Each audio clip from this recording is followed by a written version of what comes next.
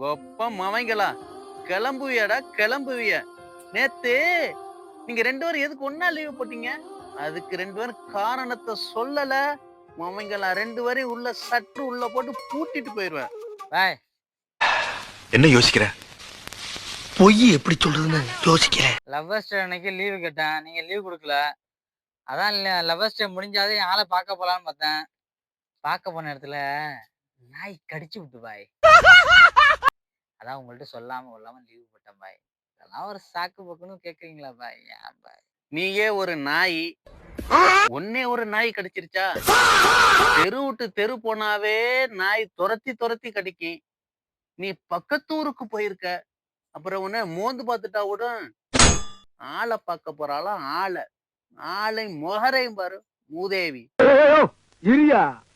தம்பி சார், நீங்க என்ன சார் காரணம் சொல்ல போறீங்க? நீங்கள் உருட்டுங்க. சொல்லுங்க என்ன காரணம் சொல்லுங்க அதையாவது கேட்போம். பாய், அட இது நம்மளோட டம்மி பீஸாவுல இருக்கு. நான் பொய்யெல்லாம் பேச மாட்டேன் பாய். உண்மையை மட்டும்தான் போய் பேசுவேன். எனக்கு கொசு கடிச்சு விட்டு பாய். அதனாலதான் பாய் நான் நேற்று லீவ் போட்டேன். இந்த புழுடி பைய நாய் கடிச்சிருச்சுன்னு சொன்னா அதுலயாவது ஒரு லாஜிக் இருக்கு.